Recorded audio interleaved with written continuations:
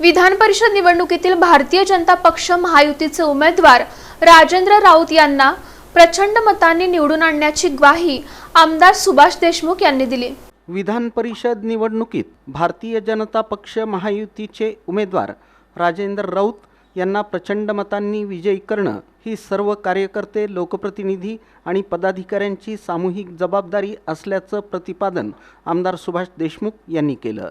राजेंद्र राऊत यांचा उमेदवारी अर्ज दाखल करण्याच्या वेळी आपण बाहेरगावी असल्यामुळे उपस्थित राहू शकलो नाही, मात्र आपला मुलगा मनीष देशमुख याला त्यासाठी पाठवलं होतं अशी माहिती आमदार सुभाष देशमुख यांनी दिली। राजाभाऊ नुकतीच माझी भेट घेऊन गेले आहेत। मी प्रत्यक्ष उपस्थित राहिलो अथवा नाही तरीही सर्व कार्यकर्ते, लोकप्रतिनिधी तसंच पालकमंत्री त्यांच्या विजयासाठी एकजुटीनं काम करत आहेत असं त्यांनी स्पष्ट केलं।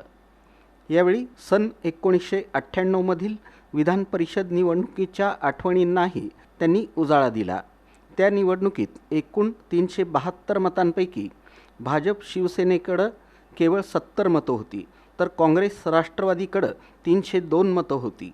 असं असतानाही मी प्रत्येक मतदाराची 2 वेळा भेट घेऊन त्यांना मतदानाचं आवाहन केलं।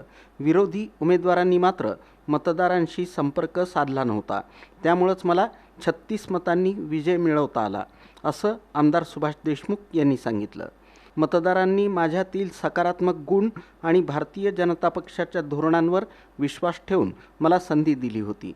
आता राजाभाऊ राऊत यांना विजयी करण्यासाठी सर्वांनी एक दिलानं आणि समन्वयानं काम करावं असं आवाहनही आमदार सुभाष देशमुख यांनी केलं। आणि मग 98ला ज्यावेळेस निवडणूक लागली त्यावेळेस उमेदवार पाहण्यात आला, पहिल्यांदा उमेदवार पाहण्यात आला, त्याच्यामुळं कुतूहल होतं आणि मी एकच काम केलं होतं, सर्व उमेदवाराला, सर्व मतदाराला भेटून त्यांना विनंती केली की मला एक वेळ संधी द्या आणि मला सार्थ अभिमान आहे।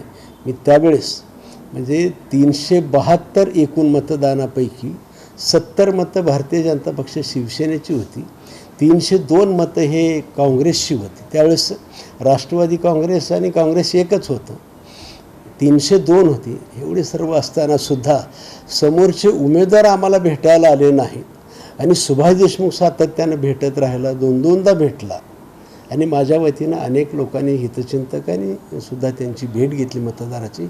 म्हणून मला असं वाटतं की मला त्यावेळेस 36 मताधिक्यानं माझा विजय झाला। मला ह्या सर्व मतदारांनी सोलापूर जिल्ह्यामध्ये काम करण्याची संधी दिलेली आहे आणि मला असं वाटतं की माझ्यातले काही चांगले गुण पाहिले असतील एखाद्या वेळेस भारतीय जनता पक्षाचं त्यावेळेसचं धोरण त्यांना आवडलं असेल आणि त्याच्यामुळं मला बहुतेक त्यावेळेस निवडून